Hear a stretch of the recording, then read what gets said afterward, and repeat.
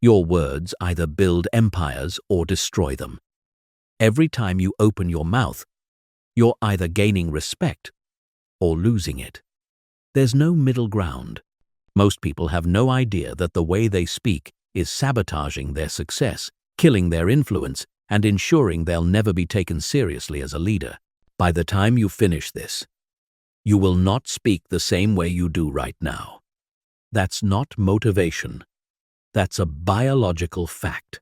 Your brain is about to rewire itself with the exact communication patterns that separate true leaders from everyone else. The difference between someone who commands a room and someone who gets ignored isn't talent, charisma, or luck. It's a learnable system of communication that 99% of people will never master because they think leadership is about position, not psychology. But you're about to discover the truth. Leadership isn't about what you do. It's about how you make people think, feel, and act through your words. Every great leader in history understood this secret. Now you will too. Chapter 1. The Leadership Communication Crisis. Here's the brutal reality most people refuse to accept. You are being judged within the first 7 seconds of opening your mouth. Not by what you say, but by how you say it. Your tonality, word choice, pace, and energy are sending signals to every person around you about whether you're someone worth following or someone to ignore. Most people fail this test before they even realize they're taking it. They speak like followers, think like followers, and wonder why they're treated like followers. They use weak language patterns that immediately telegraph to others that they lack authority, confidence, and the psychological framework of leadership. Let me destroy some myths right now. Leadership communication is not about being loud. It's not about dominating conversations. It's not about using big words or complex sentences. Those are the tactics of insecure people trying to compensate for their lack of genuine authority. Real leadership communication is about psychological positioning, strategic influence, and the ability to shape reality through language. The crisis is this. Most people communicate reactively. They respond to situations instead of creating them. They follow conversational threads instead of directing them. They ask for permission through their language instead of commanding respect. They speak from a position of weakness and wonder why they're perceived as weak. Here's what's happening in your brain when you speak without leadership consciousness. Your default neural pathways are programmed by years of social conditioning, fear-based thinking, and the desperate need to be liked rather than respected. Every time you say, "I think maybe we could possibly try," your brain is reinforcing a pattern of uncertainty. Every time you end statements like questions, your brain is training itself to seek approval rather than command attention. This is why most people's communication gets worse over time, not better. They're practicing the wrong patterns thousands of times per day. They're literally rewiring their brains for weakness, hesitation, and follower mentality. Without conscious intervention, this pattern will continue until they become completely invisible in rooms full of people who could change their life. But here's the game-changing truth. Leadership communication is not a personality trait. It's a skill system. Every element can be learned, practiced, and mastered. The psychological frameworks that create authority, the language patterns that generate influence, the tonality shifts that command respect, all of it can be developed by anyone willing to commit to the process. The leaders you see who seem to have natural charisma, they've simply internalized these systems so deeply that they operate automatically. They've rewired their neural pathways to default to authority instead of insecurity. They've trained their subconscious mind to communicate from a position of strength, regardless of the external situation. This transformation doesn't happen by accident. It requires deliberate practice, conscious awareness, and the willingness to abandon communication patterns that have kept you safe but small. Most people will never do this work because it forces them to confront how their current way of speaking has been limiting their potential for years. The question is not whether you can learn to talk like a leader. The question is whether you're willing to stop talking like a follower. Because the moment you make that decision, everything changes.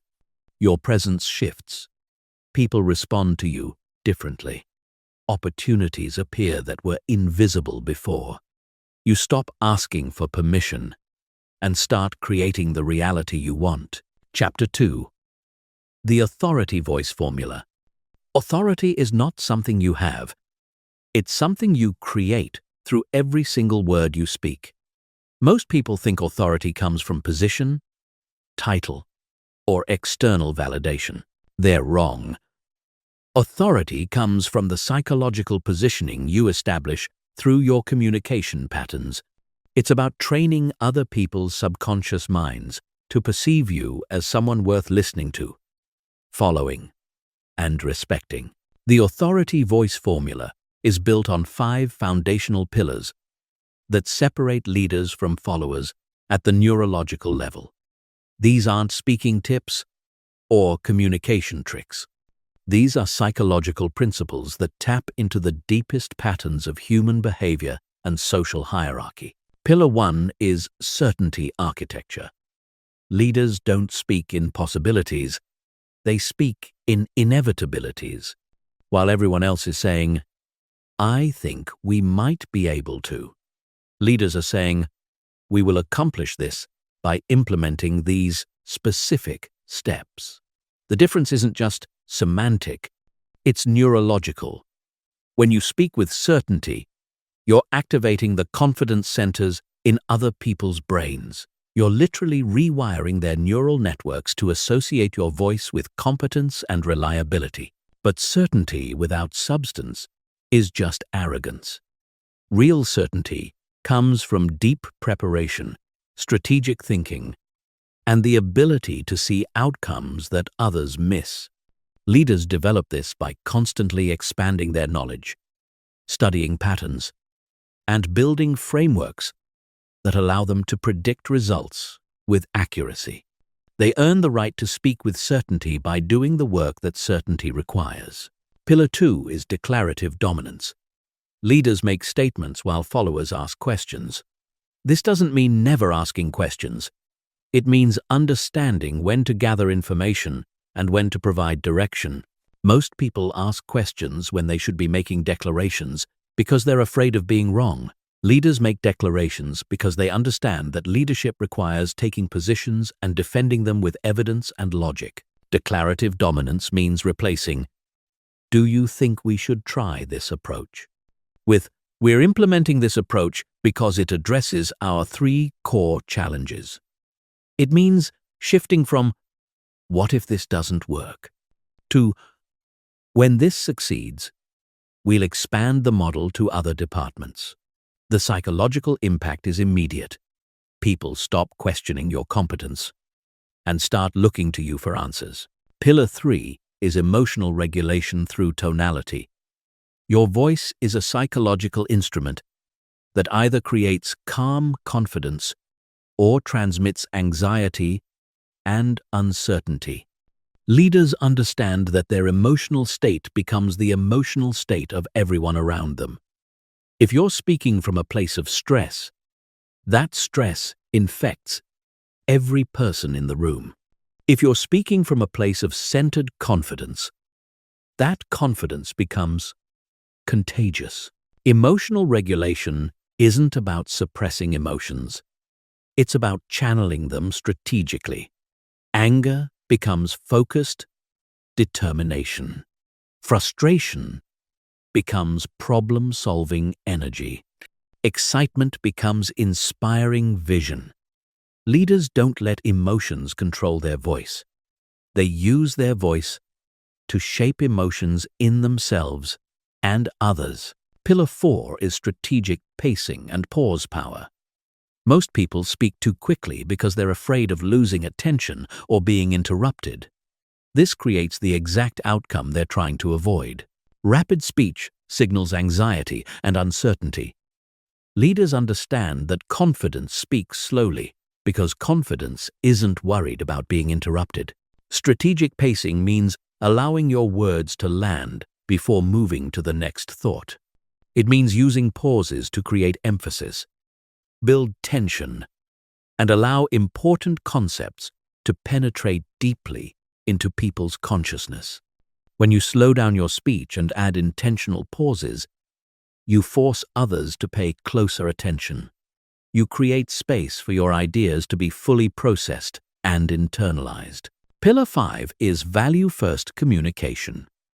Leaders don't speak to fill silence or to hear themselves talk. They speak to add value, provide clarity, or move situations forward. Every word serves a purpose. Every sentence advances an objective.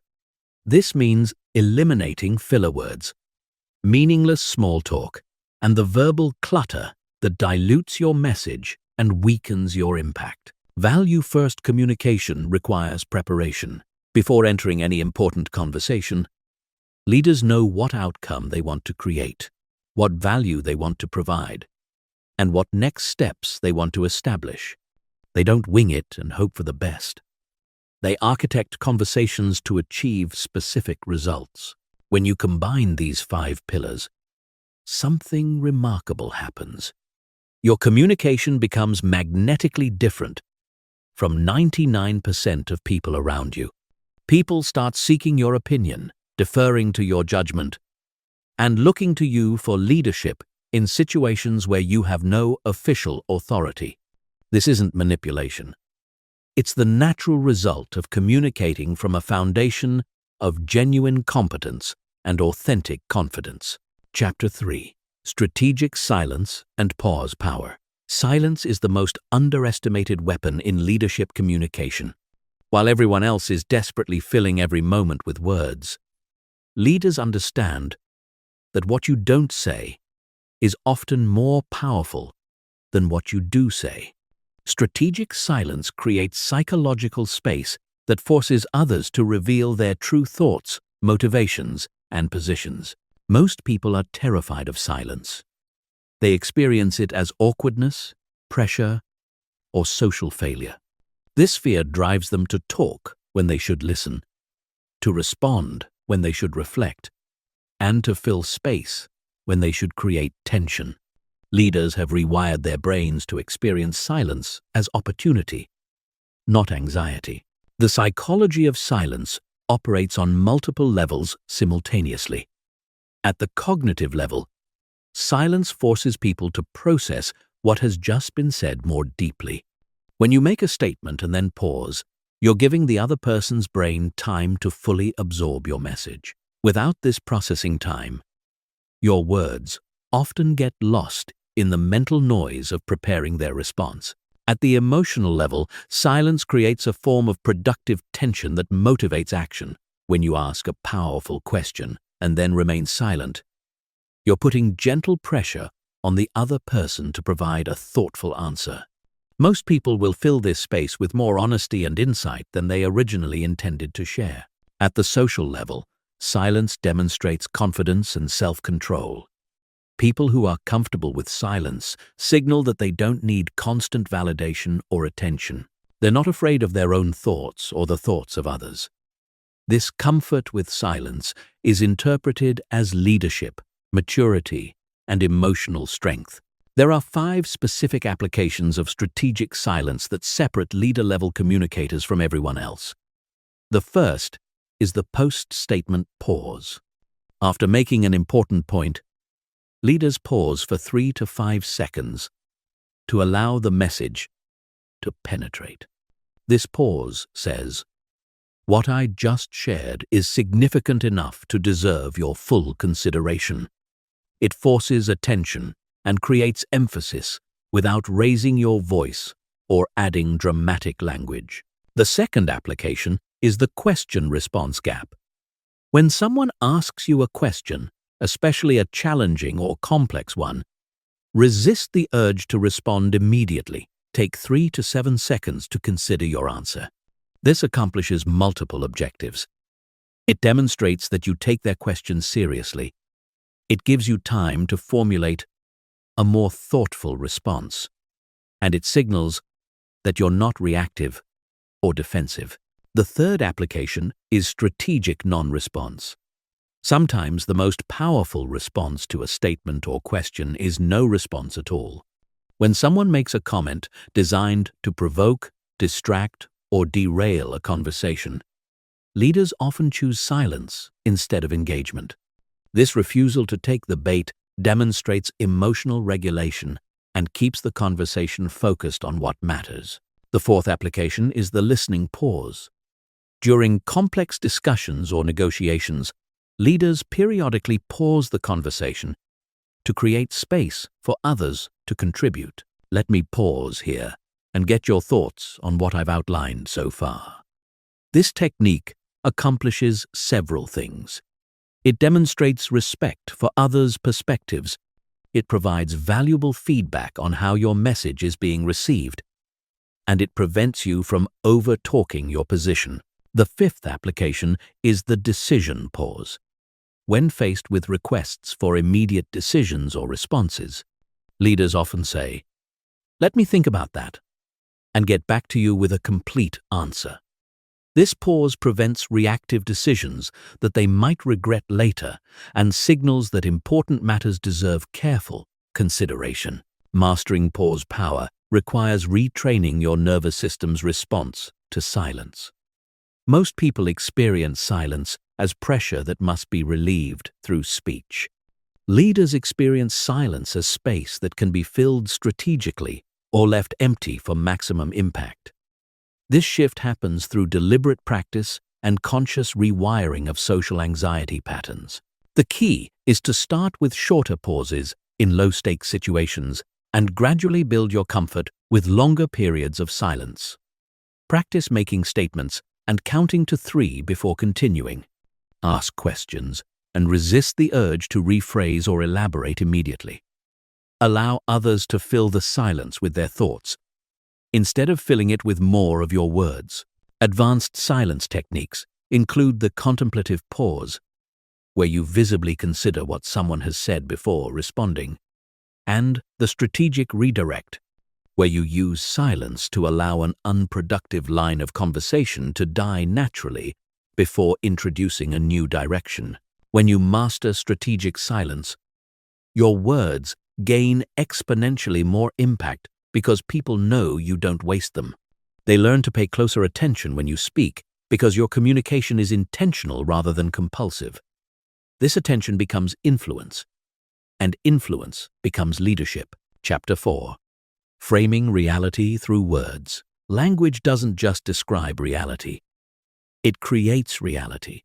Every word you choose, every frame you establish, every narrative you construct, is actively shaping how others perceive situations, possibilities, and themselves. Leaders understand this power and use it responsibly to create positive outcomes, build confidence, and generate momentum toward shared objectives.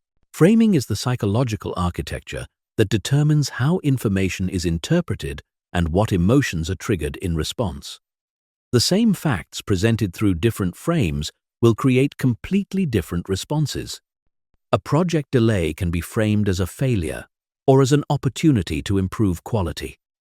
A budget cut can be framed as a limitation or as a challenge to optimize efficiency. The facts don't change, but the meaning changes everything. Most people frame reactively, unconsciously adopting whatever emotional or psychological frame is presented to them by others. Leaders frame proactively, consciously choosing frames that serve their objectives and the well-being of everyone involved. This doesn't mean manipulating or lying. It means taking responsibility for the psychological environment you create through your communication choices. The foundation of strategic framing is outcome orientation. Before entering any conversation, leaders know what emotional state, mental framework, and action steps they want to create through their communication. They don't just react to whatever frame others bring. They actively establish frames that move situations toward positive resolution. There are 7 core framing strategies that separate leadership communication from follower communication. The first is possibility framing versus problem framing. When faced with challenges, most people immediately frame the situation around what's wrong, what's not working, and what obstacles exist. Leaders acknowledge these realities, but frame conversations around what's possible, what resources are available, and what steps can be taken to create solutions. Possibility framing doesn't ignore problems. It positions them as solvable challenges rather than permanent limitations. We have a significant budget shortfall becomes we have an opportunity to identify our highest value activities and invest our resources more strategically. The facts remain the same, but the frame creates energy for action rather than paralysis from overwhelm. The second strategy is growth framing versus fixed framing. Fixed framing treats abilities, resources, and circumstances as permanent. Growth framing treats everything as developable, expandable, and improvable. When team members make mistakes, leaders frame these as learning opportunities rather than character flaws. When facing resource constraints, leaders frame these as creativity catalysts rather than success barriers. The third strategy is agency framing versus victim framing. Victim framing focuses on external circumstances, other people's actions, and factors beyond our control. Agency framing focuses on available choices, possible actions, and areas where we can influence outcomes. Leaders consistently redirect conversations from what's happening to us toward what we can do about it. The fourth strategy is collaboration framing versus competition framing. Competition framing positions people and groups against each other in win-lose scenarios. Collaboration framing positions challenges as external problems that require collective action to solve. Instead of our department versus their department, leaders frame situations as our organization against external challenges. The fifth strategy is learning framing versus judgment framing. Judgment framing categorizes people and situations as good or bad, right or wrong, successful or failed. Learning framing treats every outcome as information that can improve future decisions. When projects don't achieve expected results, leaders frame these as data points that inform better strategies rather than evidence of incompetence. The sixth strategy is abundance framing versus scarcity framing. Scarcity framing operates from assumptions of limited resources, zero-sum competition, and not enough for everyone. Abundance framing operates from assumptions of creative possibilities, expanding opportunities, and multiple paths to success. Leaders help others see possibilities that scarcity thinking makes invisible. The seventh strategy is value framing versus cost framing. Cost framing focuses on what must be given up, invested, or risked. Value framing focuses on what will be gained, achieved, or created. When proposing new initiatives, leaders don't ignore costs, but they frame conversations around value creation rather than resource consumption. Advanced framing requires understanding the psychological triggers that activate different emotional and mental states in others. Hope is triggered by framing that connects current actions to meaningful future outcomes. Confidence is triggered by framing that emphasizes available resources and past successes. Urgency is triggered by framing that highlights the cost of inaction and the benefits of immediate movement. The most powerful framing technique is future-present bridging, where you help others see how current decisions and actions directly connect to their desired future outcomes. This creates psychological alignment between immediate effort and long-term vision, making difficult tasks feel meaningful rather than burdensome. Leaders also master reframing, the ability to take someone else's negative frame and transform it into a constructive one without dismissing their concerns or experiences. This requires acknowledging their perspective before offering an alternative way of looking at the situation that opens up new possibilities for positive action. Chapter 5. The Psychology of Influence and Persuasion. Influence is not about convincing people to do what you want. It's about helping them want what's genuinely best for themselves and the collective good. True leadership influence operates through psychological principles that create authentic alignment rather than forced compliance. When you understand how human decision-making actually works, you can communicate in ways that naturally generate enthusiasm and commitment. The foundation of ethical influence is understanding that all human decisions are emotional decisions justified by logical reasoning.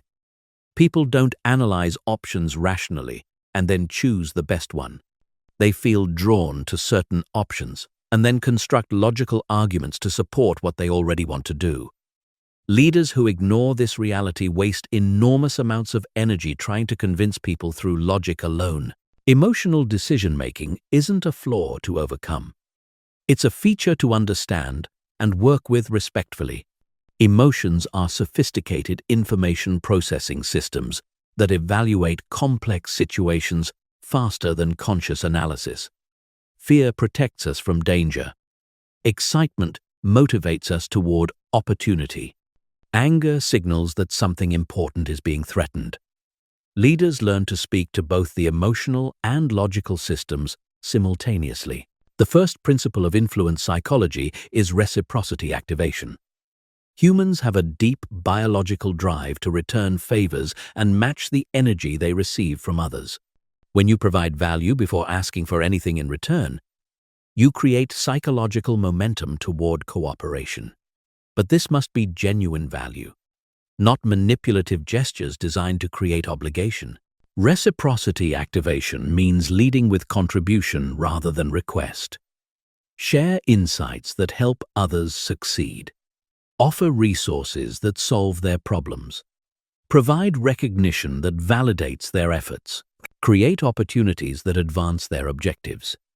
This pattern programs their subconscious mind to associate you with positive outcomes and makes them naturally inclined to support your initiatives. The second principle is social proof amplification.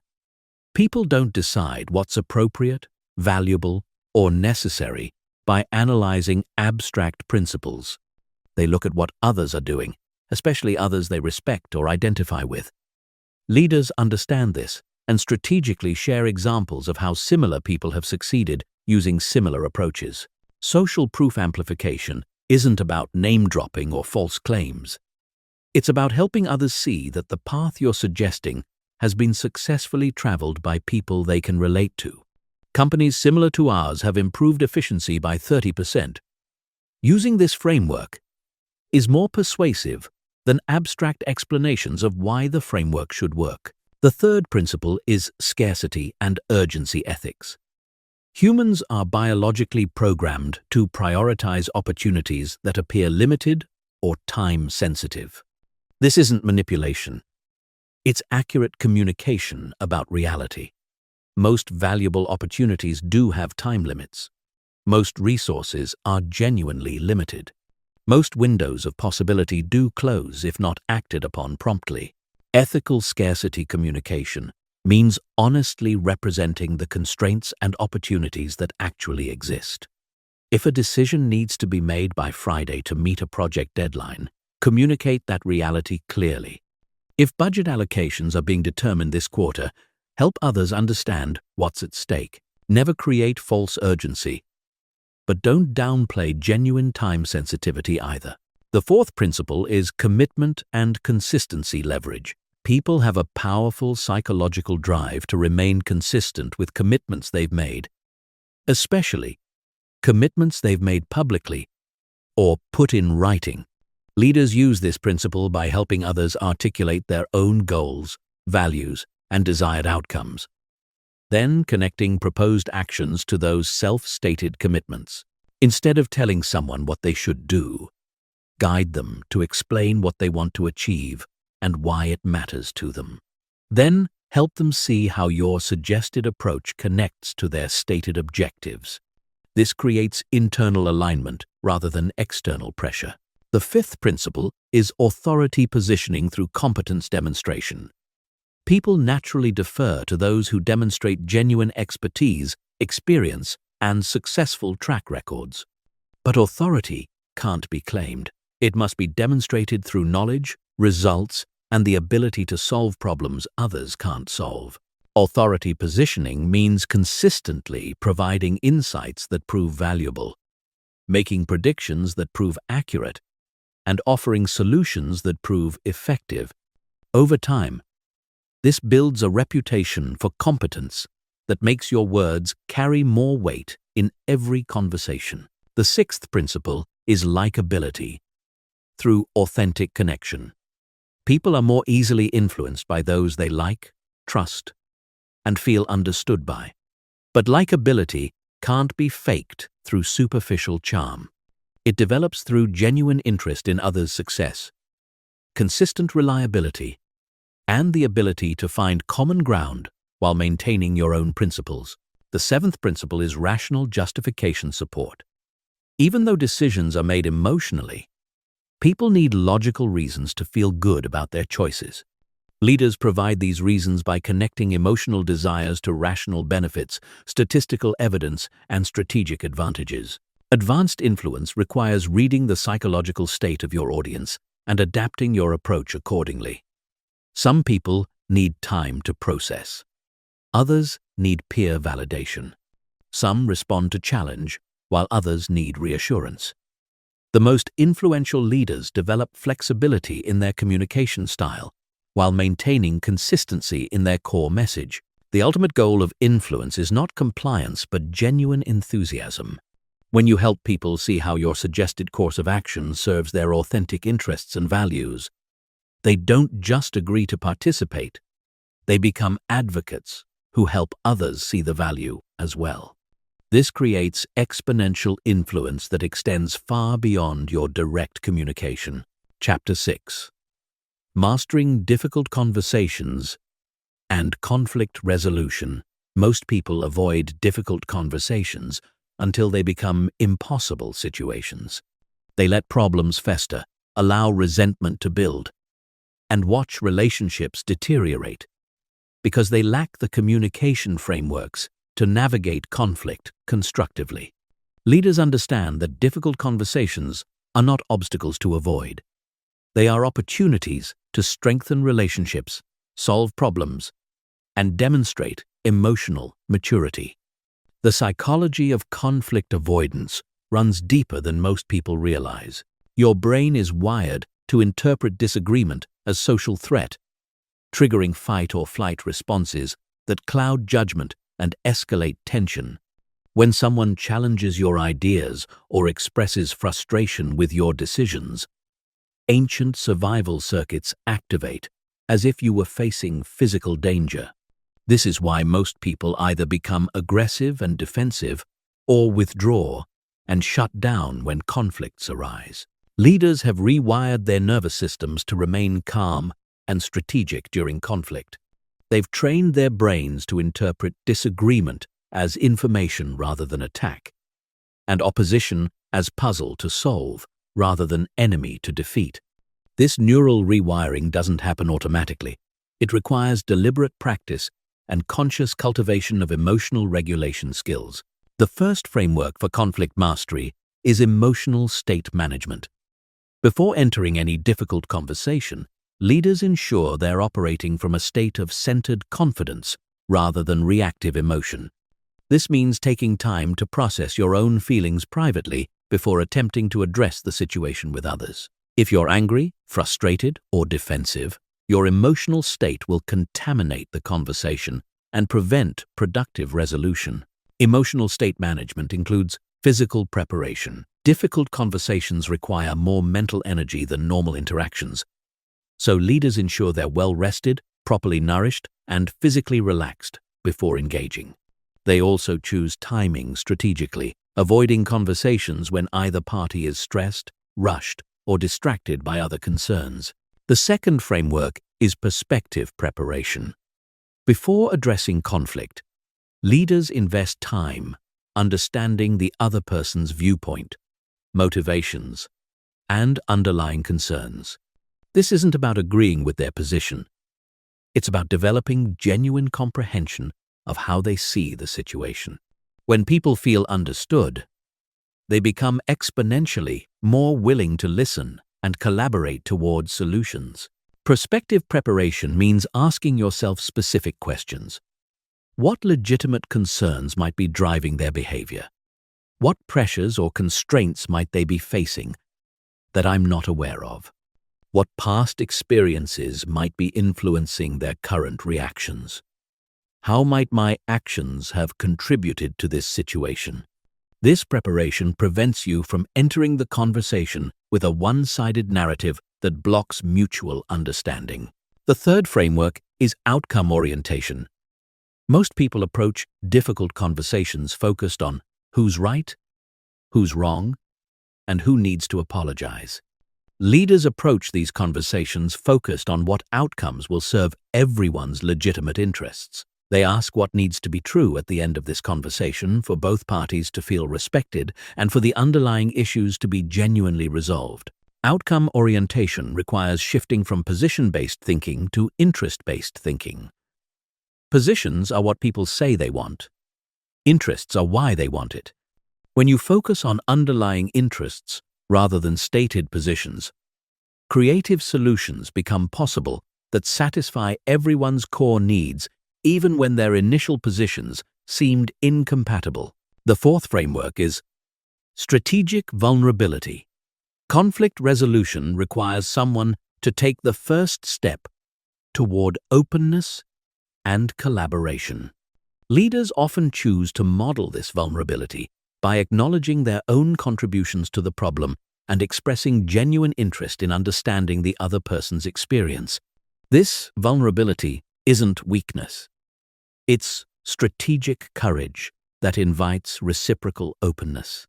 Strategic vulnerability means owning your part of the problem without taking responsibility for everything. I realize my decision to implement this change without consulting your team created frustration and additional work.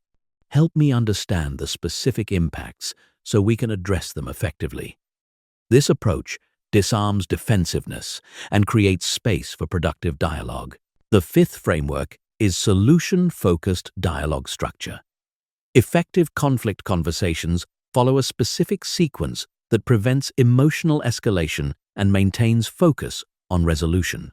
First, acknowledge the other person's perspective and validate their feelings. Second, share your own perspective without attacking theirs. Third, identify shared interests and common ground. Fourth, brainstorm multiple solution options together. Fifth, agree on specific next steps and accountability measures. Advanced conflict resolution requires understanding the psychological dynamics that drive most interpersonal tensions. Many conflicts are not really about the surface issues being discussed. They're about deeper needs for respect, autonomy, recognition, or security. When you can identify and address these underlying needs, surface conflicts often resolve naturally. One of the most powerful conflict resolution techniques is the empathy bridge, where you demonstrate understanding of the other person's position so clearly that they feel heard and validated before you share your perspective. It sounds like you're frustrated because the new process is requiring twice as much documentation time, and you're already working longer hours than you want to. Is that accurate? This validation creates psychological safety that makes collaborative problem-solving possible. Another advanced technique is future-focused framing, where you help both parties visualize what successful resolution would look like and work backward to identify the steps needed to get there. What would need to be true 6 months from now for both of us to feel good about how we've handled this situation? This technique shifts focus from past blame to future solutions. Leaders also master the art of de-escalation when conversations become heated. This involves lowering your voice tone when others raise theirs, slowing down your speech pattern when others speak rapidly, and introducing longer pauses when others become reactive. These techniques activate mirror neurons that help calm the other person's nervous system. The ultimate goal of difficult conversations is not just to resolve immediate problems, but to strengthen relationships and build trust for future challenges. When conflicts are handled with skill, respect, and genuine care for everyone's well-being, they actually create deeper connection and mutual respect than existed before the conflict arose. Chapter 7. Building consensus and driving decision-making. Consensus is not about everyone agreeing. It's about everyone committing to support decisions even when they have reservations. Most people confuse consensus with unanimity and waste enormous amounts of time trying to get everyone to see things the same way. Leaders understand that building consensus is about creating psychological buy-in through inclusive process, not identical opinions through extended debate. The psychology of consensus building operates on the principle of procedural justice. People are more willing to accept outcomes they disagree with if they believe the decision-making process was fair, transparent, and included their input. This means the way you facilitate discussions and make decisions is often more important than the specific decisions you make. Most meetings fail because they lack clear decision-making frameworks. People spend hours discussing problems without ever defining what kind of decision needs to be made, who has authority to make it, what criteria will be used to evaluate options, or what timeline guides the process. This ambiguity creates frustration, wasted time, and poor decisions that lack commitment from those who must implement them. The first principle of consensus building is decision architecture. Before any discussion begins, leaders establish clear frameworks that define the decision type, decision authority, evaluation criteria, and implementation requirements. Is this decision seeking input, advice, or approval? Who has final decision authority? What criteria will determine the best option? What resources and timeline constrain implementation?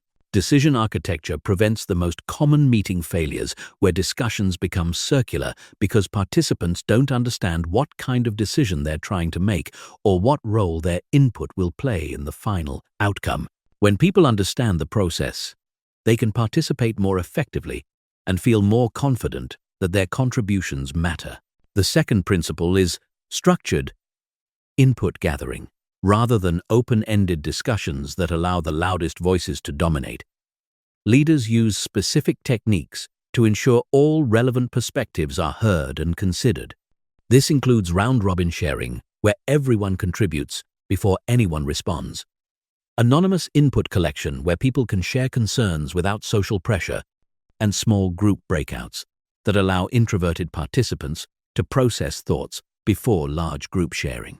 Structured input gathering also involves asking specific questions that elicit useful information rather than general opinions. Instead of, "What do you think about this proposal?" leaders ask, "What potential implementation challenges do you see?" and "What additional resources would be needed for success?" and "How would this impact your current priorities?" These questions generate actionable information rather than abstract commentary. The third principle is tension normalization. Most people try to eliminate disagreement and tension during decision-making processes because they experience conflict as evidence that something is wrong. Leaders understand that tension between competing priorities, limited resources, and different perspectives is normal and valuable. The goal is not to eliminate tension, but to harness it for better decisions. Tension normalization means explicitly acknowledging competing interests and trade-offs, rather than pretending they don't exist. We have a fundamental tension between speed and quality here, and any decision we make will involve trade-offs. Let's examine both sides clearly so we can make intentional choices about what to optimize for. This honesty creates trust and prevents unrealistic expectations about perfect solutions. The fourth principle is commitment calibration. After decisions are made, leaders ensure that everyone understands what specific actions they're committing to support, even if they preferred different options. This involves explicit discussion of implementation requirements, resource allocations, communication responsibilities, and success metrics. Commitment calibration addresses the gap between intellectual agreement and behavioral follow-through. People might nod their heads during meetings but fail to prioritize implementation tasks because they don't feel genuinely invested in outcomes they didn't prefer. Leaders bridge this gap by connecting individual roles to collective success and helping people find personal motivation for supporting group decisions. The fifth principle is dissent integration.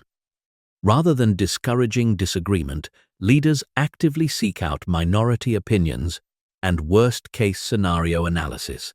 They ask questions like, "What are we not considering?" and "What could go wrong with this approach?" and "Who would be most negatively affected by this decision?" This integration of dissent leads to more robust decisions and prevents groupthink disasters. Advanced consensus building requires understanding the psychological profiles of different decision-making styles. Analytical thinkers need data and logical frameworks. Relationship-oriented people need to understand human impacts. Action-oriented individuals need clear implementation timelines. Visionary types need to see long-term possibilities. Effective leaders adapt their communication style to address all these perspectives during decision processes. One powerful technique is the pre-mortem analysis, where teams imagine that their decision has failed 6 months in the future and work backward to identify what could have gone wrong. This exercise surfaces hidden risks and implementation challenges while there's still time to address them proactively. Another advanced technique is stakeholder impact mapping, where decisions are evaluated based on their effects on all relevant parties, not just direct participants. This broader perspective often reveals creative solutions that satisfy more interests and generate wider support for implementation. Leaders also master the art of decision timing, understanding when to push for resolution and when to allow more processing time. Some decisions benefit from quick action and iterative improvement. Others require extensive analysis and stakeholder input. Forcing quick decisions when deliberation is needed creates poor outcomes and resentment. Allowing endless discussion when action is required creates paralysis and missed opportunities. The ultimate goal of consensus building is not just better decisions, but stronger teams that trust each other's judgment and feel invested in collective success. When people experience decision processes as fair, inclusive, and effective, they become more willing to participate constructively in future challenges. Chapter 8. Emotional regulation and stress communication. Your emotional state is contagious. Every person you interact with absorbs and mirrors your internal energy, whether you realize it or not. When you're anxious, stressed, or overwhelmed, these emotions spread through your voice tone, body language, and word choices, creating anxiety and stress in everyone around you.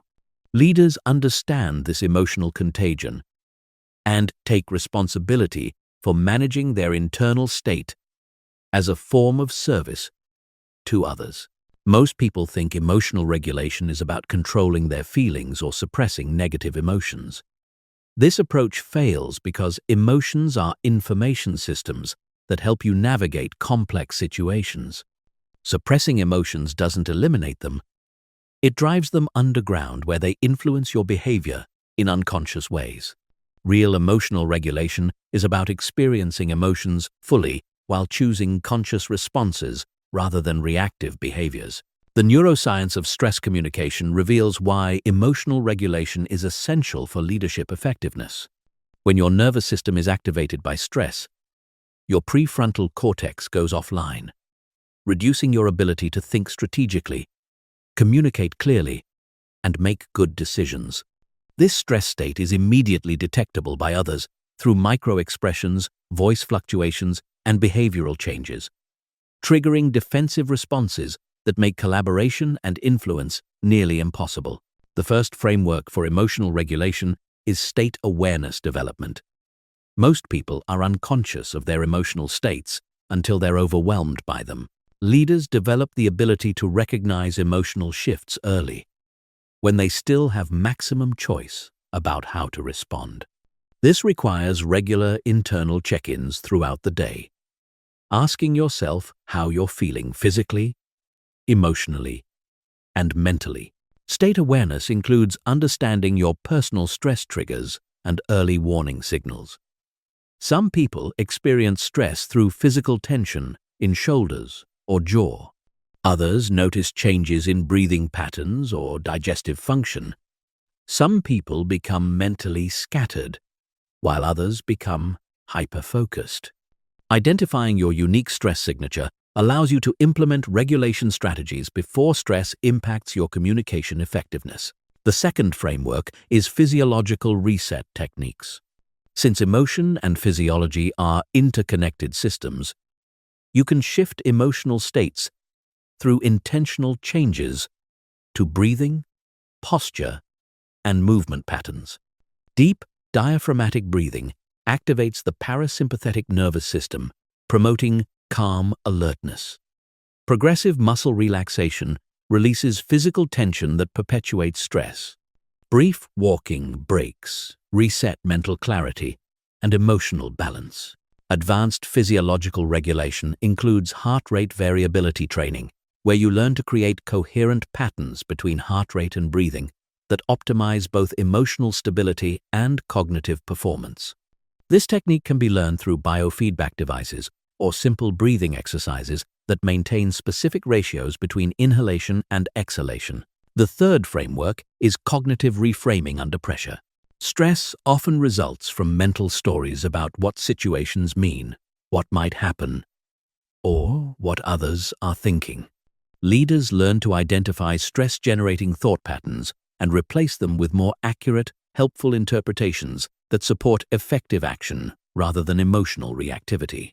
Cognitive reframing includes perspective-taking exercises where you consciously consider alternative explanations for challenging situations. If someone seems critical during a meeting, they might be under deadline pressure rather than personally attacking you. If a project faces unexpected obstacles, this might be valuable learning opportunity rather than evidence of incompetence. These alternative frames reduce stress and open up more creative response options. The fourth framework is strategic emotional expression. Emotional regulation doesn't mean emotional suppression. Leaders learn when and how to express emotions in ways that serve the situation and relationships involved. Sometimes expressing genuine concern motivates others to take problems seriously. Sometimes sharing excitement generates enthusiasm for new opportunities.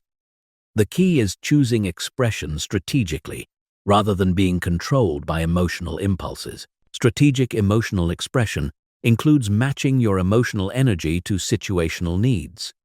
Crisis situations often require calm, steady energy that reassures others and promotes clear thinking.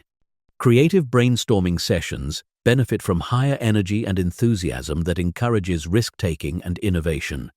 Difficult feedback conversations need compassionate but direct energy that maintains respect while addressing problems clearly. The fifth framework is stress communication protocols. When you are experiencing stress that might affect your communication, leaders have specific strategies for maintaining effectiveness while managing internal challenges. This includes acknowledging stress when appropriate, adjusting communication timelines when possible, and using support systems to process emotions privately before engaging in important conversations. Stress communication protocols also include recognizing when to postpone difficult conversations until you can engage from a more regulated state. Attempting to address complex issues when you're overwhelmed often creates more problems than it solves. Leaders develop the self-awareness to recognize when they need processing time and the courage to ask for it. Advanced emotional regulation requires understanding the relationship between stress and communication patterns. Under stress, people often talk faster, use more absolute language, interrupt more frequently, and struggle to listen effectively. Leaders monitor these communication changes as early warning signals that emotional regulation strategies are needed. One powerful technique is the emotional weather report, where you briefly acknowledge your internal state to others when it might affect the interaction. I'm feeling some frustration about this situation, and I want to make sure that doesn't interfere with our ability to solve it together. This transparency prevents others from personalizing your emotional energy and demonstrates emotional intelligence that builds trust. Another advanced technique is stress inoculation, where you deliberately practice emotional regulation skills in low-stakes situations, so they're available during high-pressure moments. Just like physical fitness, emotional regulation requires regular exercise to maintain effectiveness when it matters most. Leaders also learn to recognize and respond appropriately to stress in others. When team members are overwhelmed, pushing them for quick decisions or additional commitments often backfires. Instead, helping them regulate their emotional state first creates conditions for more effective communication and better decision-making. Chapter 9. Vision casting and inspirational messaging. Vision is not just about what you want to achieve. It's about creating a future so compelling that others willingly invest their time, energy, and resources to make it reality. Most people share goals and objectives but fail to cast vision because they describe destinations without creating emotional connection to the journey. Leaders understand that inspiration is not about logical benefits. It's about touching people's deepest desires for meaning, contribution, and transcendence. The psychology of inspiration operates through specific neurochemical pathways that create motivation and sustained effort. When people connect emotionally to meaningful outcomes, their brains release dopamine, norepinephrine, and other neurochemicals that increase focus, persistence, and creative problem-solving. This biochemical response is what separates inspired teams that achieve extraordinary results from ordinary teams that deliver mediocre performance. Most vision communication fails because leaders focus on what they want to accomplish rather than why it matters to the people whose support they need. They describe features instead of benefits, processes instead of outcomes, and organizational objectives instead of personal meaning. Effective vision casting requires understanding what genuinely motivates each audience and connecting your objectives to their authentic interests and values. The first principle of vision casting is future-present connection. Inspirational messaging helps people see clear links between current actions and meaningful future outcomes. This requires painting specific, sensory-rich pictures of what success will look like and feel like. Not just abstract descriptions of improved metrics or achieved goals. Future-present connection means describing the experience of achievement, not just the fact of achievement. Instead of, "We will increase market share by 15%, leaders say, "Our customers will experience such exceptional service that they become our most enthusiastic advocates, bringing us referrals because they can't imagine working with anyone else." This emotional specificity creates psychological momentum toward action. The second principle is personal relevance integration. People don't invest deeply in abstract organizational objectives. They invest in opportunities to grow, contribute, and achieve outcomes that matter to them personally. Effective vision casting helps each person see how collective success serves their individual aspirations for professional development, financial security, creative expression, or social impact. Personal relevance integration requires knowing your audience's individual motivations and career objectives. Some people are driven by mastery and skill development. Others want recognition and advancement opportunities. Some seek work-life balance, while others crave challenge and achievement. Leaders adapt their vision messaging to highlight the aspects that resonate most powerfully with each person's core motivations. The third principle is obstacle acknowledgement with solution confidence. Inspirational messaging doesn't ignore challenges or pretend that success will be easy. Instead, it acknowledges real obstacles while expressing confident conviction that these challenges can be overcome through intelligent strategy and sustained effort. This balanced approach builds credibility while maintaining optimism. Obstacle acknowledgement means specifically naming the difficulties that everyone knows exist, rather than glossing over them with false positivity. This transformation will require learning new skills, changing established workflows, and investing significant time and energy.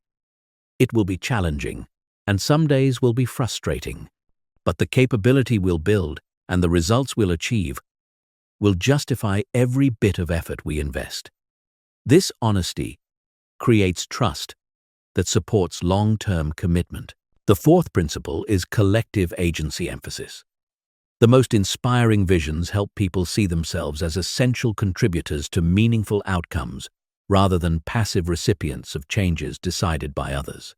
This means using we language instead of you language and describing shared ownership of both challenges and successes. Collective agency emphasis includes specific role clarification that helps each person understand how their unique contributions fit into the larger success story. People need to see not just that their work matters, but exactly how their work matters and why their specific skills and perspectives are necessary for achieving the vision. The fifth principle is values alignment demonstration.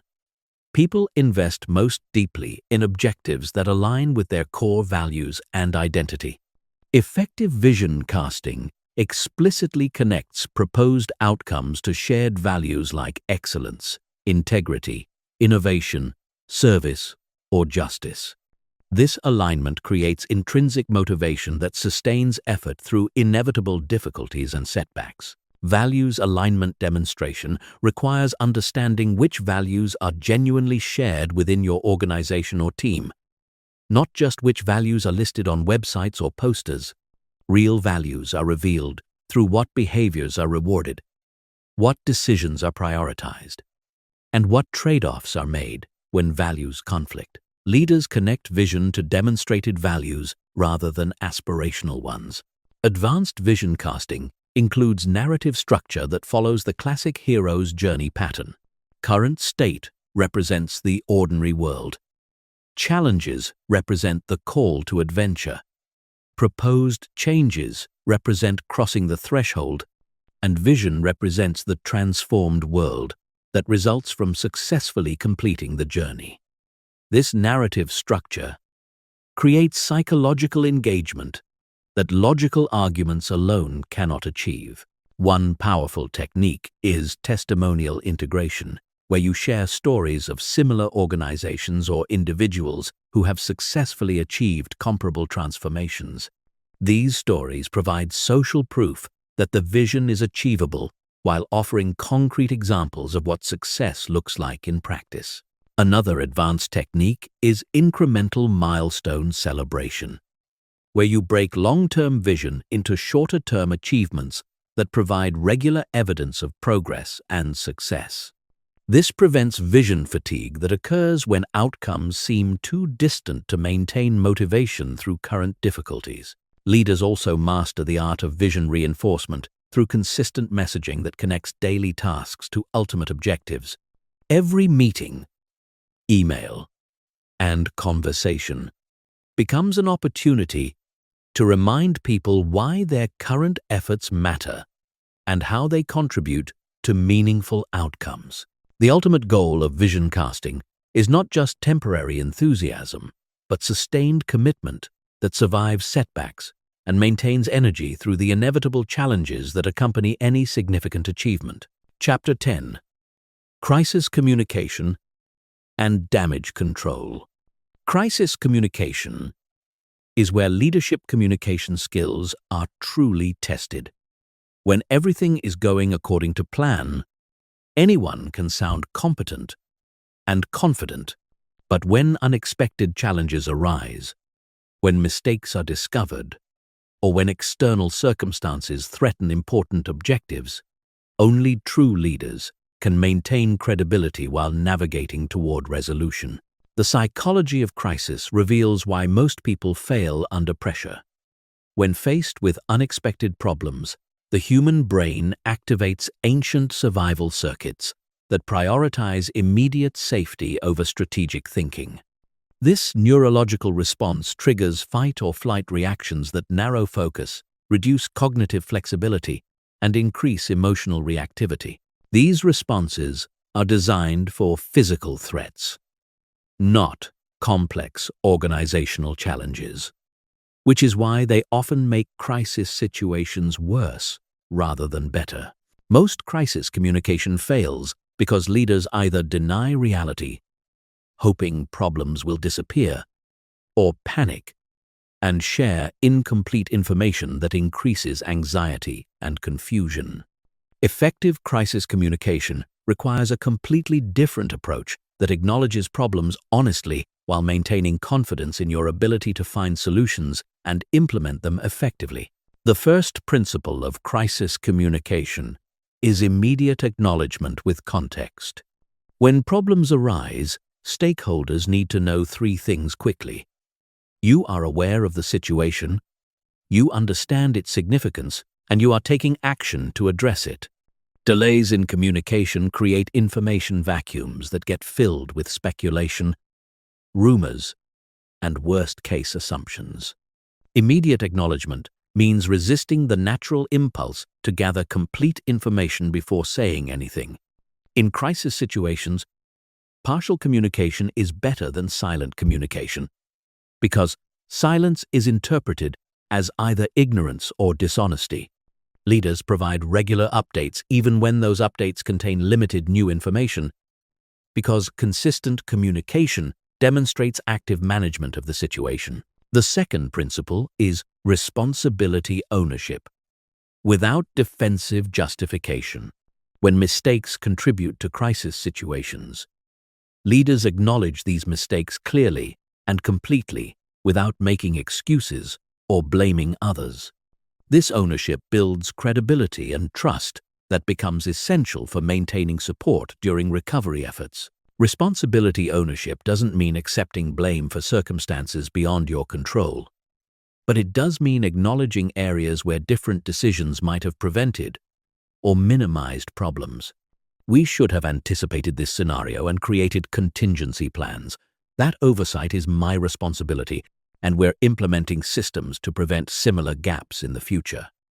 This accountability demonstrates leadership maturity that increases rather than decreases confidence in your capabilities.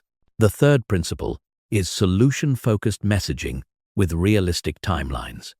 After acknowledging problems and accepting appropriate responsibility, leaders shift focus to action plans that address both immediate symptoms and underlying causes.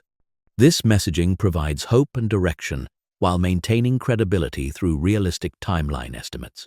Solution-focused messaging means describing specific steps being taken rather than vague assurances that everything will be fine. We are implementing 3 immediate measures to address this situation. First, we are reallocating resources from Project A to ensure adequate support for the affected systems. Second, we are bringing in external consultants with specialized expertise. Third, we are establishing daily check-ins to monitor progress and adjust our approach based on results. The fourth principle is stakeholder-specific communication adaptation. Different audiences need different types and levels of information during crisis situations. Senior executives need strategic overview and financial implications. Team members need tactical guidance and role clarity. Customers need service, impact information, and timeline expectations. Investors need risk assessment and recovery projections. Stakeholder-specific communication prevents the common mistake of using one-size-fits-all, messaging that overwhelms some audiences with unnecessary detail while leaving others without information they need to make appropriate decisions. Leaders develop multiple versions of crisis updates, tailored to each audience's concerns and decision-making needs. The fifth principle is emotional regulation modeling under pressure. During crisis situations, everyone looks to leaders for emotional cues about how serious the situation is and how confident they should feel about resolution possibilities. Leaders who remain calm, focused, and strategically optimistic help others maintain the emotional stability necessary for effective problem-solving. Emotional regulation modeling doesn't mean false optimism or minimizing genuine concerns. It means demonstrating that you can think clearly and act decisively even when facing difficult circumstances. This emotional stability becomes contagious and helps teams maintain performance levels during challenging periods. Advanced crisis communication includes transparent uncertainty acknowledgement, rather than pretending to know more than you actually know. Effective leaders clearly distinguish between known facts, reasonable assumptions, and unknown variables. We know that the system failure affected approximately 30% of our customer base. We believe the root cause is related to the software update implemented yesterday, but we haven't confirmed this yet. We don't know exactly how long repairs will take, but we're committed to providing updates every 4 hours until resolution is complete. One powerful technique is stakeholder partnership invitation, where you ask for specific support from others rather than trying to handle everything independently. We need your help to minimize customer impact during this repair period. If you could prioritize communication with your highest value accounts and provide them with regular updates, that would allow our technical team to focus entirely on resolution. Another advanced technique is lessons learned integration, where you explicitly describe what changes will be implemented to prevent similar problems in the future. This forward-looking perspective demonstrates that current pain is generating long-term value through improved systems and processes. Leaders also master the art of crisis closure communication that officially marks the end of emergency status, while reinforcing lessons learned and appreciation for everyone's efforts during the difficult period. This closure prevents crisis mentality from becoming permanent organizational culture. The ultimate goal of crisis communication is not just to survive difficult periods, but to emerge from them with stronger relationships, better systems, and increased confidence in your leadership capabilities.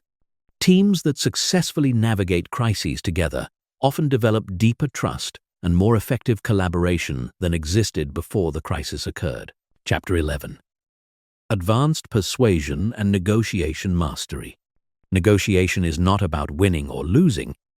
It's about finding solutions that serve everyone's legitimate interests while advancing your strategic objectives. Most people approach negotiations as battles where one side must defeat the other, creating adversarial dynamics that prevent optimal outcomes for anyone involved.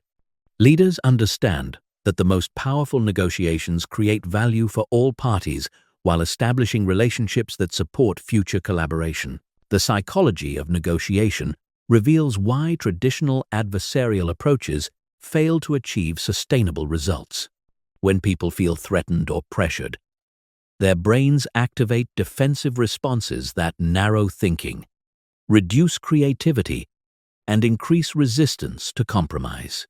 These neurological reactions make it nearly impossible to find innovative solutions that could benefit everyone involved.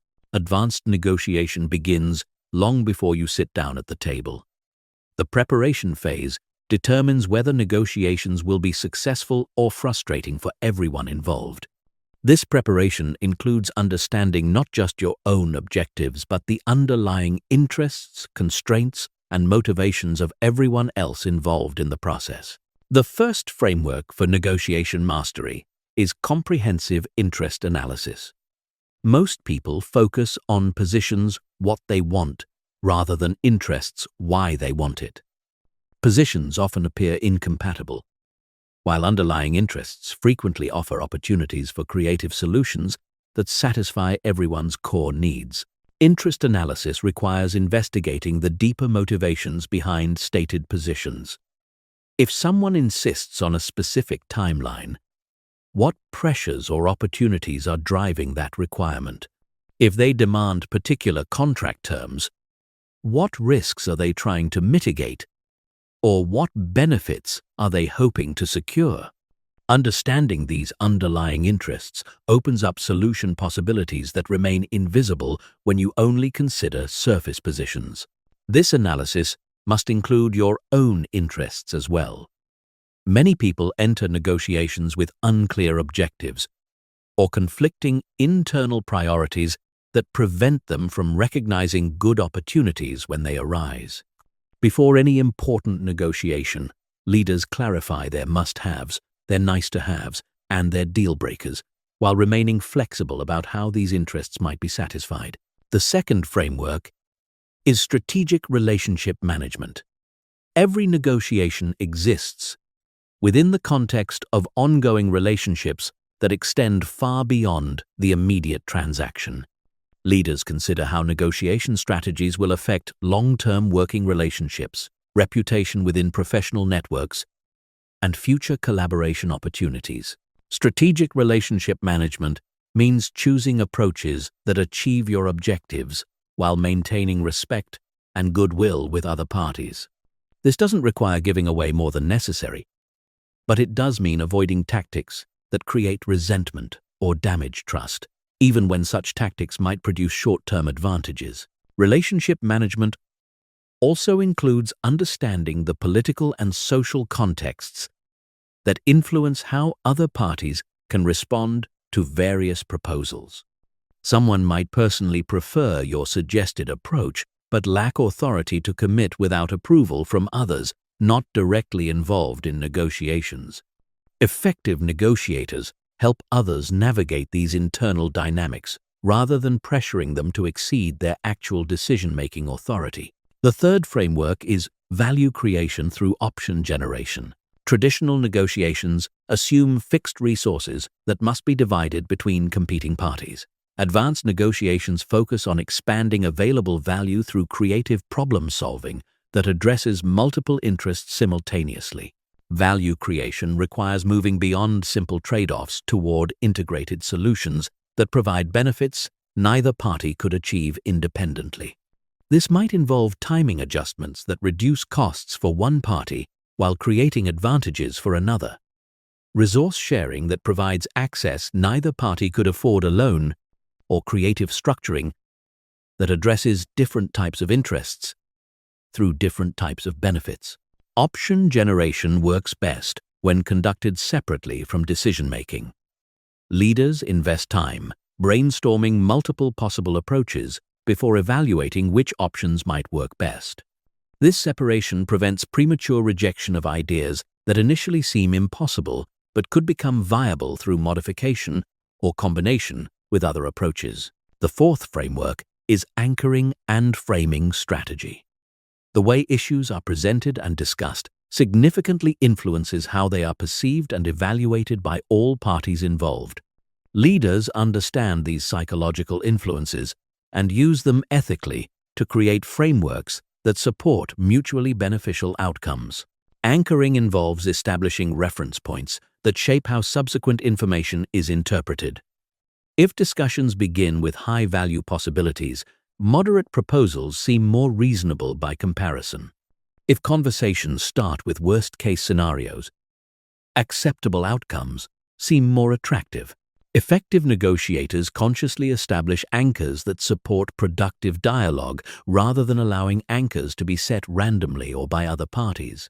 Framing involves presenting information in contexts that highlight particular aspects while de-emphasizing others. The same proposal can be framed as an investment in future opportunity or as a cost that reduces current resources. Neither frame is false, but different frames activate different psychological responses that influence decision-making processes. The fifth framework is tactical flexibility with strategic consistency. Successful negotiations often require adjusting approaches based on how other parties respond to different strategies. Leaders develop multiple tactical options while maintaining consistent focus on their core strategic objectives. Tactical flexibility means recognizing when current approaches aren't generating progress and shifting to different methods without abandoning fundamental interests. If logical analysis isn't resonating, try emotional appeals. If detailed proposals aren't working, step back to broader principles. If individual meetings aren't productive, suggest group discussions or external facilitation. Strategic consistency means maintaining clear focus on ultimate objectives even when tactics change dramatically. This consistency prevents you from getting so caught up in negotiation dynamics that you agree to outcomes that don't serve your actual interests, or from becoming so invested in particular approaches that you miss better opportunities. Advanced negotiation techniques include the strategic concession pattern, where you make calculated compromises that encourage reciprocal movement from other parties while signaling your willingness to collaborate toward mutually acceptable solutions. Effective concessions demonstrate good faith without weakening your negotiating position or setting expectations for disproportionate compromise. Another powerful technique is the alternative scenario presentation, where you help other parties understand the consequences of not reaching agreement versus the benefits of successful collaboration. This isn't threat-making, but rather clear communication about opportunity costs and comparative advantages of different possible outcomes. Leaders also master the art of deadline and urgency management, understanding when time pressure supports negotiation objectives and when it creates counterproductive stress that prevents optimal decision-making. Sometimes negotiations benefit from extended timelines that allow complex solutions to emerge. Other times, quick decision-making prevents overthinking that could complicate straightforward agreements. The ultimate goal of advanced negotiation is creating outcomes that strengthen relationships while achieving objectives that serve everyone's legitimate interests. When negotiations are handled skillfully, they become foundations for expanded collaboration and mutual support that continue generating value long after immediate transactions are completed. Chapter 12. Building unshakable personal authority and presence. Personal authority is not granted by titles, positions, or external validation. It emerges from the intersection of genuine competence, authentic confidence, and consistent character that others can observe and experience through every interaction. Most people seek authority through external achievements while neglecting the internal development that creates the magnetic presence others naturally want to follow. The foundation of personal authority is competence that extends beyond technical skills to include strategic thinking, emotional intelligence, and the ability to create value in complex situations that challenge others. This competence must be demonstrated consistently through actions and results, not just claimed through credentials or promises. Competence development requires obsessive commitment to continuous learning and skill refinement in areas directly related to your leadership objectives. Leaders identify the knowledge gaps and capability limitations that constrain their effectiveness, then systematically address these weaknesses through deliberate practice and strategic experience acquisition. But competence alone is insufficient for authority. Many highly skilled people lack influence because they cannot communicate their capabilities effectively or because their behavior undermines confidence in their judgment. Personal authority requires translating competence into presence that others can perceive and experience during every interaction. The first element of authority presence is physical confidence that communicates competence through posture, movement, and energy. Your body language broadcasts information about your internal state before you say a single word. Slouched shoulders, fidgeting hands, and averted eye contact signal uncertainty and insecurity, regardless of your actual knowledge or capabilities. Upright posture, purposeful movement, and steady eye contact signal confidence and competence even when discussing unfamiliar topics. Physical confidence is not about intimidation or dominance. It's about occupying space with comfortable authority that invites others into productive interaction, rather than creating defensive reactions. This requires developing awareness of your physical presence and consciously adjusting your body language to support your communication objectives. Physical confidence also includes vocal authority that emerges from proper breathing, intentional pacing, and clear articulation. Many people undermine their credibility through vocal patterns that signal nervousness, uncertainty, or lack of conviction. Shallow breathing creates thin, weak vocal tones. Rapid speech suggests anxiety. Mumbled words indicate lack of confidence in your message.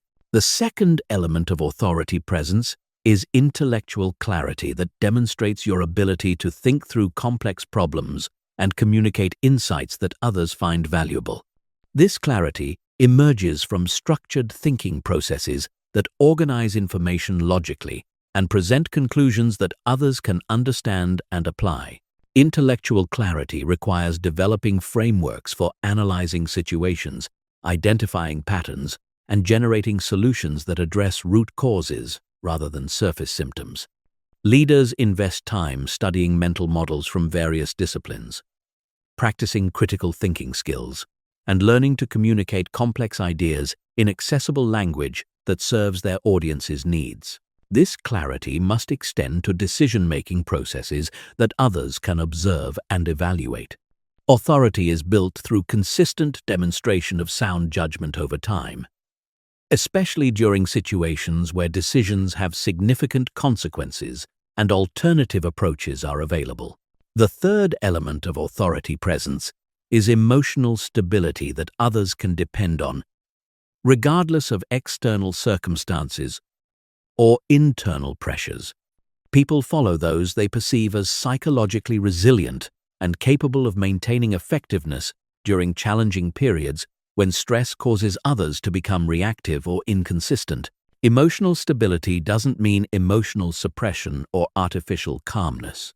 It means developing the internal resources to process emotions constructively while maintaining your ability to think clearly, communicate effectively, and make good decisions even when facing difficult circumstances. This stability emerges from self-awareness practices that help you recognize emotional patterns, stress management techniques that prevent overwhelm from compromising your effectiveness, and support systems that provide perspective during difficult periods. Leaders understand that emotional regulation is not a personal luxury but a professional responsibility to those who depend on their judgment and guidance. The fourth element of authority presence is moral consistency that aligns your actions with stated values even when convenient compromises are available. Nothing destroys authority faster than perceived hypocrisy or self-serving behavior that benefits you at the expense of principles you claim to uphold. Moral consistency requires identifying your core values and making decisions that honor these principles, even when alternative choices might provide short-term advantages. This consistency creates trust that becomes the foundation for influence that extends far beyond formal authority structures. Moral consistency also includes accepting responsibility for mistakes and failures rather than deflecting blame or making excuses that protect your ego while undermining others' confidence in your character. Authority is built through accountability that demonstrates integrity and creates safety for others to acknowledge their own mistakes and learn from failures. The fifth element of authority presence is strategic generosity that provides value to others before asking for anything in return. This generosity might involve sharing knowledge, providing opportunities, offering support, or creating connections that benefit others' professional development and personal success. Strategic generosity is not manipulation or transaction-based relationship building. It's authentic investment in others' success that creates goodwill and demonstrates your commitment to collective outcomes rather than purely personal advancement. This approach builds networks of mutual support that amplify your influence and create opportunities that individual effort alone could not generate. Advanced authority development requires understanding that presence is contextual. The behaviors that create authority in creative environments differ from those that work in analytical settings. The communication styles that build influence with senior executives differ from those that resonate with frontline employees. Leaders develop adaptability that allows them to maintain authentic presence while adjusting their approach to different audiences and situations. One crucial aspect of authority building is managing the paradox of confidence and humility. Authority requires projecting confidence in your capabilities while remaining open to feedback, new information, and alternative perspectives. This balance prevents the arrogance that alienates others while avoiding the self-deprecation that undermines credibility. Another important element is reputation management through consistent behavior over extended periods. Authority is built through accumulated evidence of competence, character, and judgment that others observe directly or hear about through credible sources. This reputation becomes a form of social capital that creates opportunities and amplifies influence across multiple contexts. Leaders also understand that authority must be earned repeatedly through consistent performance rather than assumed based on past achievements. Each interaction provides opportunities to strengthen or weaken others' confidence in your capabilities and judgment. This means treating every conversation, decision, and behavior as an investment in or withdrawal from your authority account. The ultimate goal of personal authority development is creating presence that naturally draws others toward collaboration and influence that serves collective success rather than personal ego. When authority is built on genuine competence and authentic character, it becomes a resource that benefits everyone involved rather than a tool for personal advantage. Chapter 13. Leading through strategic questions and active listening. The most powerful leadership tool is not making statements, but asking questions that unlock thinking, reveal insights, and guide others toward solutions they might not have discovered independently. Most people believe leadership requires having all the answers, but true leaders understand that the right questions often create more value than the perfect answers. Strategic questioning operates on the principle that people are more committed to conclusions they reach themselves than to solutions imposed by others. When you tell someone what to do, you're asking them to trust your judgment. When you help them discover what to do, you're developing their judgment while creating ownership of both the process and the outcome. The psychology of questions reveals why they are so powerful for influence and development.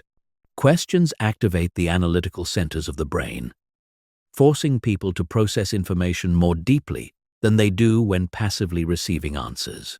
This deeper processing creates stronger understanding, better retention, and more creative problem-solving than results from being told what to think. Questions also demonstrate respect for others' intelligence and capabilities. When you ask thoughtful questions, you're communicating that you value their perspective and believe they have insights worth exploring. This respect creates psychological safety that encourages honesty, creativity, and genuine engagement in problem-solving processes. But not all questions are equally powerful. Random questions create confusion and frustration. Leading questions manipulate rather than explore. Superficial questions waste time without generating insight. Strategic questions are carefully crafted to achieve specific objectives while genuinely seeking valuable information. The first category of strategic questions is awareness-building questions that help people see situations more clearly and completely. These questions expand perspective by directing attention to aspects of problems or opportunities that might otherwise remain invisible. Awareness-building questions include: what patterns do you notice when you step back and look at this situation over time? What assumptions are we making that might not be accurate? What would someone completely outside this industry notice about our approach? What are we not seeing because it's too familiar or obvious? These questions prevent tunnel vision and groupthink by encouraging broader, more objective analysis. They help people move beyond their initial impressions toward deeper understanding that reveals options and solutions that weren't apparent during superficial examination. The second category is assumption-challenging questions that surface and examine the beliefs, expectations, and mental models that shape how people interpret situations and evaluate options. Many poor decisions result from unexamined assumptions that seem so obviously true that they're never questioned. Assumption-challenging questions include: what would have to be true for this approach to succeed? What evidence do we have that supports this belief? What might happen if the opposite of our assumption were actually accurate? What are we taking for granted that might not be as certain as it appears? These questions create cognitive flexibility that opens up new possibilities for action. They prevent overconfidence and premature closure, while encouraging more thorough analysis that leads to better decisions. The third category is possibility, expanding questions that help people see options and opportunities beyond their initial ideas.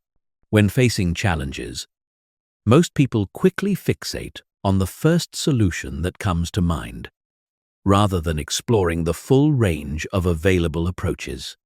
Possibility-expanding questions include: what else could we try? What would we do if our current approach were impossible? What options would we consider if we had unlimited resources? What would success look like if it were completely different from what we're currently imagining? These questions prevent premature commitment to suboptimal solutions, while encouraging creative thinking that often leads to breakthrough approaches that wouldn't emerge through conventional problem-solving processes. The fourth category is priority-clarifying questions that help people identify what matters most when facing multiple competing demands or conflicting objectives. Without clear priorities, people waste time and energy on activities that don't advance their most important goals. Priority-clarifying questions include: if you could only accomplish one thing, what would create the most value? What are the consequences of delaying action on this issue? What would happen if we did nothing at all? What outcomes would you be unwilling to compromise, regardless of other pressures? These questions force difficult trade-off decisions that are often avoided through wishful thinking that assumes all objectives can be achieved simultaneously without resource constraints or timeline pressures.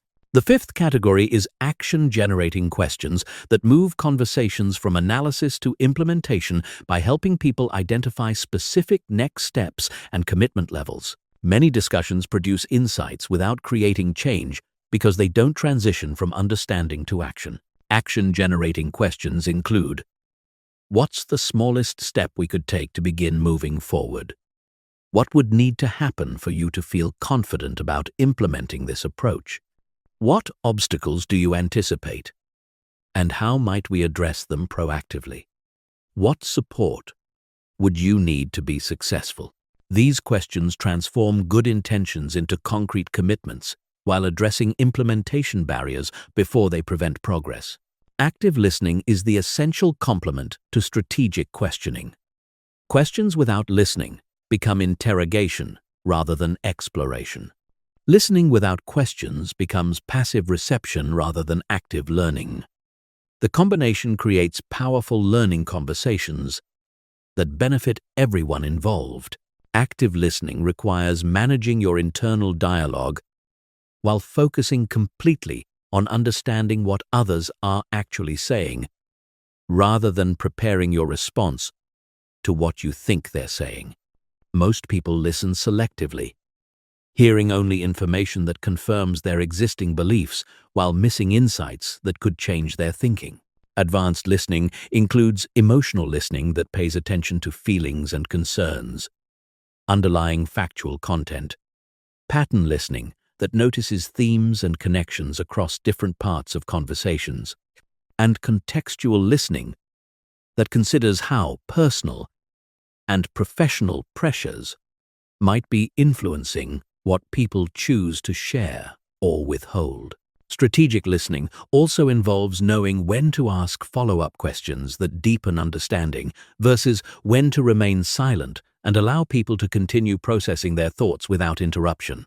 This judgment comes from reading verbal and nonverbal cues that indicate whether someone has finished their thought or is still working through complex ideas. One powerful advanced technique is reflective questioning, where you help people examine their own thinking processes by asking about how they reached certain conclusions or what factors most influenced their perspectives.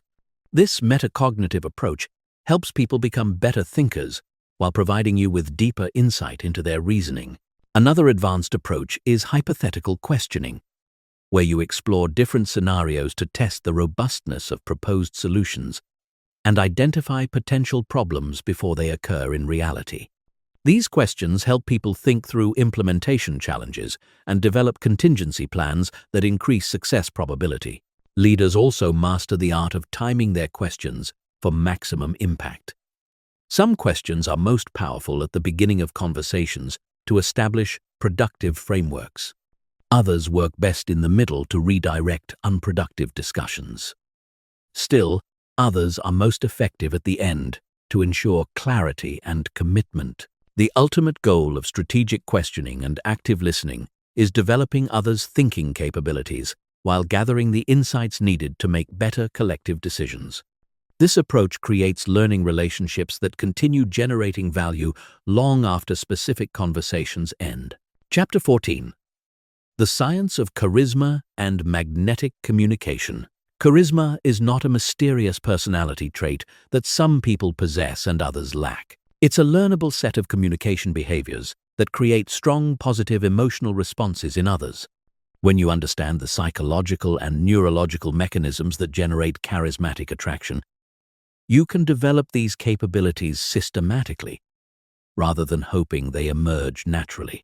The science of charisma reveals that magnetic attraction results from specific patterns of verbal and nonverbal behavior that activate reward centers in other people's brains. These patterns signal competence, confidence, and genuine interest in others' well-being, creating neurochemical responses that feel like inspiration, trust, and motivation to engage more deeply. Most people misunderstand charisma as either manipulation or inborn talent. Neither perspective is accurate. Charisma based on manipulation creates short-term attraction but long-term resentment when people realize they're being used for someone else's benefit. Charisma viewed as talent remains undeveloped because people don't invest effort in improving what they believe can't be changed. Authentic charisma emerges from genuine competence combined with sincere interest in creating value for others.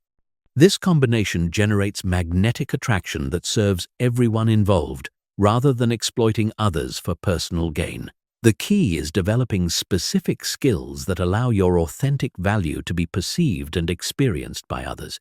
The first component of charismatic communication is presence that communicates complete attention and engagement with the current moment and the people sharing it. Most people broadcast distraction through their body language, eye contact patterns, and verbal responses, creating experiences of partial attention that feel unsatisfying to others.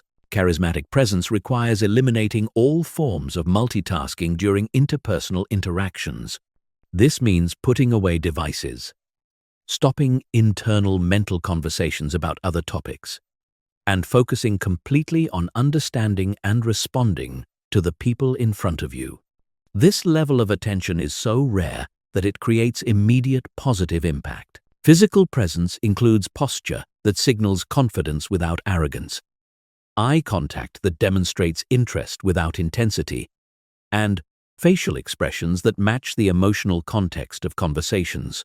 These non-verbal behaviors must be congruent with verbal content to create authentic, charismatic impact. The second component is emotional expressiveness that allows others to experience your personality, enthusiasm, and genuine reactions rather than presenting neutral or guarded emotional facades. Charismatic people allow appropriate emotions to show through their voice tone, facial expressions, and gesture patterns. Emotional expressiveness doesn't mean dramatic or artificial behavior. It means allowing your authentic emotional responses to be visible when they add value to interactions. Excitement about opportunities, concern about problems, satisfaction with achievements, and disappointment with setbacks all become more compelling when expressed appropriately. This expressiveness must be calibrated to social contexts and cultural norms. What feels engaging in creative brainstorming sessions might seem inappropriate in formal presentations. What works in casual conversations might not work in serious decision-making meetings. Charismatic leaders develop sensitivity to contextual requirements while maintaining authentic emotional availability. The third component is verbal fluency that demonstrates your ability to articulate ideas clearly, tell engaging stories, and use language that creates vivid mental images in others' minds. Charismatic communication goes beyond basic clarity to create experiences that people remember and want to share with others. Verbal fluency includes storytelling capabilities that transform abstract concepts into concrete experiences through narrative structure, sensory details, and emotional arc. Stories engage multiple areas of the brain simultaneously, creating stronger impact than logical arguments or statistical presentations alone. Advanced verbal fluency also includes metaphor and analogy usage that helps people understand complex ideas through comparison to familiar experiences. These linguistic tools make difficult concepts accessible while demonstrating creative thinking that others find intellectually stimulating. The fourth component is genuine curiosity about other people's perspectives, experiences, and expertise. Charismatic leaders ask thoughtful questions, listen carefully to answers, and demonstrate that they value what others have to contribute. This curiosity creates experiences of being interesting rather than just finding others interesting. Genuine curiosity requires overcoming the self-focus that drives most social interactions, where people spend mental energy preparing their next comment rather than fully understanding what others are sharing. Charismatic people reverse this pattern by becoming genuinely interested in learning from every interaction. This curiosity must extend beyond superficial topics to include understanding others' motivations, challenges, aspirations, and unique perspectives. When people feel that you're genuinely interested in understanding them as individuals, they become more interested in engaging with you and supporting your objectives. The fifth component is optimistic energy that communicates possibility, hope, and confidence in positive outcomes without ignoring real challenges or legitimate concerns. Charismatic leaders help others see opportunities and solutions while acknowledging obstacles and difficulties. Optimistic energy is not false positivity or naive cheerfulness. It's realistic optimism based on genuine competence and past evidence that challenges can be overcome through intelligent strategy and sustained effort. This optimism becomes contagious because it's grounded in actual capability rather than wishful thinking. This energy must be sustainable rather than manic. Charismatic leaders maintain consistent positive energy over extended periods rather than cycling between artificial highs and inevitable crashes. This consistency creates reliability that others can depend on during both good times and difficult circumstances. Advanced charisma development includes understanding how to adapt your communication style to different personality types while maintaining your authentic core. Some people respond best to high-energy enthusiasm, while others prefer calm confidence. Some appreciate detailed analysis, while others want big-picture vision. Charismatic leaders develop versatility in their communication approach. One crucial aspect of charisma is vulnerability that demonstrates your humanity and creates permission for others to be authentic rather than perfect. This vulnerability must be strategic rather than overwhelming, sharing appropriate challenges and uncertainties that help others relate to you as a real person rather than an untouchable figure. Another important element is humor that creates positive emotional experiences and demonstrates your ability to find lightness even in serious situations. Effective humor must be inclusive rather than divisive, clever rather than crude, and spontaneous rather than forced. The ability to help others laugh and smile creates memorable interactions that build relationship foundations. Charismatic leaders also master the art of recognition and appreciation that helps others feel valued and significant. This recognition must be specific rather than generic, focusing on particular contributions or qualities that demonstrate you've paid attention to their individual efforts and characteristics. The ultimate goal of charismatic communication is creating experiences that others find energizing, inspiring, and memorable while genuinely serving their interests and supporting their success. When charisma is built on authentic competence and sincere care for others, it becomes a leadership tool that creates value for everyone involved. Chapter 15. Your Leadership Communication Transformation Implementation Plan. Everything you've learned means nothing without implementation.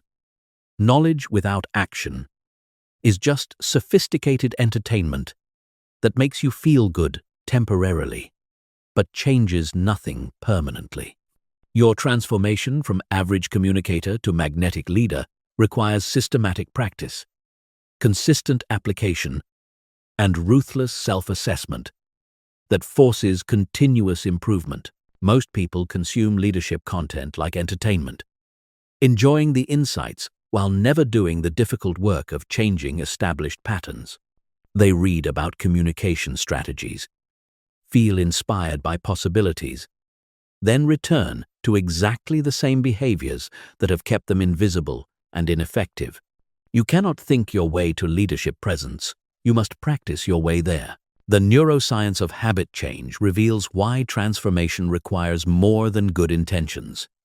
Your current communication patterns are deeply embedded in your neural networks through thousands of repetitions. These patterns operate automatically without conscious control, which is why you often hear yourself saying things you didn't intend or responding in ways you know aren't optimal. Changing these patterns requires deliberate practice that rewires your brain through consistent repetition of new behaviors.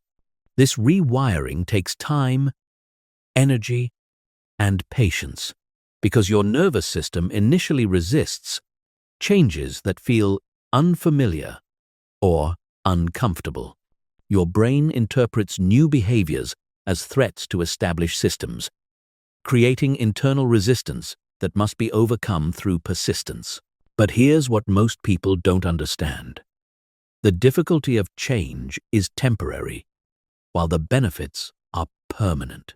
The first few weeks of practicing new communication patterns feel awkward and require conscious effort. But once these patterns become neurologically embedded, they operate automatically and feel natural. You literally become a different person who communicates with unconscious competence that others experience as natural leadership presence. The first phase of your transformation is baseline assessment that honestly evaluates your current communication strengths and weaknesses.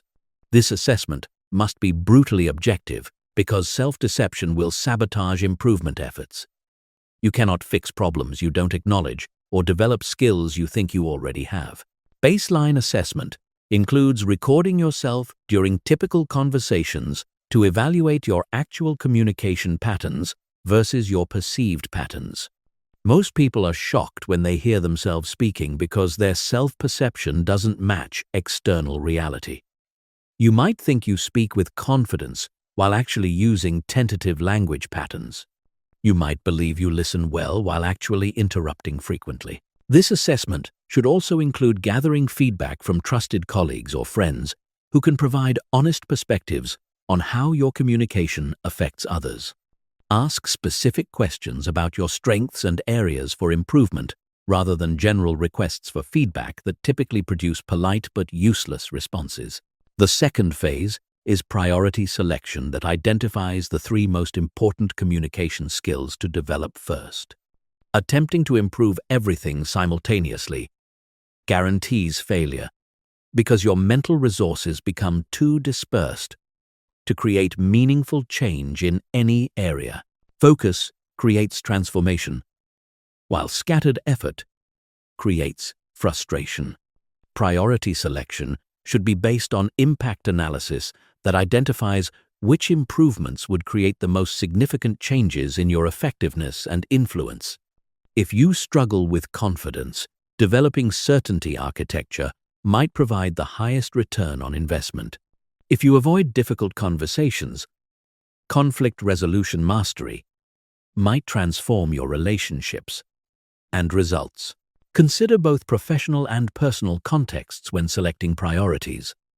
The communication skills that serve you well in meetings might not work in family relationships. The approaches that create authority with peers might not work with senior executives. Choose priorities that address your most important relationship and achievement objectives. The third phase is skill development through deliberate practice that breaks complex communication behaviors into specific components that can be practiced and improved systematically. This practice must be more intensive and focused than casual conversation, because only deliberate practice creates the neural changes required for permanent improvement. Deliberate practice includes role-playing difficult scenarios before they occur in real life. Practicing specific language patterns until they become automatic, and working with coaches or practice partners who can provide immediate feedback and accountability. This practice should feel challenging and sometimes uncomfortable, because comfort zones don't produce growth. Create specific practice schedules that dedicate time to communication skill development, rather than hoping improvement will happen through normal daily interactions. Professional athletes don't improve through games alone. They improve through focused practice sessions that isolate specific skills for intensive development. The fourth phase is real-world application that systematically implements new skills in increasingly challenging situations. Start with low-stakes conversations where mistakes won't create significant consequences. Then gradually apply new approaches to more important interactions as your competence and confidence increase. Real-world application requires courage to try new approaches even when you're not sure they'll work perfectly. You will make mistakes, have awkward moments, and sometimes feel like you're performing rather than being authentic. This discomfort is normal and temporary, indicating that you're stretching beyond your current capabilities toward new levels of effectiveness. Document your experiences through journaling or reflection sessions that analyze what worked well, what could be improved, and what you learned about yourself and others through each interaction. This reflection accelerates learning and helps you adjust your approach based on real feedback rather than assumptions. The fifth phase is mastery integration that makes advanced communication skills feel natural and automatic rather than conscious and effortful. This integration happens through consistent practice over months rather than weeks, as complex skills require extended time to become neurologically embedded. Mastery integration includes developing situational awareness that allows you to adapt your communication approach based on context, audience, and objectives without losing authenticity or effectiveness. You learn to read environments quickly and adjust your style while maintaining your core communication principles. Advanced practitioners also develop teaching capabilities that allow them to help others improve their communication skills. Teaching forces deeper understanding and provides additional practice opportunities while creating value for others and building your reputation as a communication leader. The final element of transformation is sustainability systems that ensure continued improvement rather than gradual regression to old patterns. Without ongoing development, communication skills atrophy just like physical fitness. Leaders create habits and systems that maintain and expand their capabilities throughout their careers. Sustainability includes regular self-assessment that identifies new areas for improvement as your responsibilities and contexts evolve. The communication skills that serve you as an individual contributor may be insufficient for management roles. The approaches that work in your current industry might not work if you change fields. Create accountability partnerships with others who are also committed to communication excellence, providing mutual support and feedback that maintains motivation for continued growth. Join professional organizations or learning groups that expose you to new ideas and higher standards of communication effectiveness. Most importantly, maintain the mindset that communication mastery is a lifelong journey rather than a destination you reach and then stop pursuing. The most magnetic leaders never stop refining their abilities because they understand that their communication skills determine their capacity to create value for others and achieve meaningful objectives. Your transformation begins the moment you start practicing rather than just consuming. Every conversation becomes an opportunity to apply what you've learned. Every interaction becomes a chance to build your leadership presence. Every challenge becomes training for greater influence and impact. The question is not whether you can become a magnetic leader who commands respect and creates extraordinary results through communication mastery. The question is whether you will commit to the deliberate practice required to make this transformation reality. Your future depends on your answer to that question, and that answer will be revealed through your actions over the next 90 days.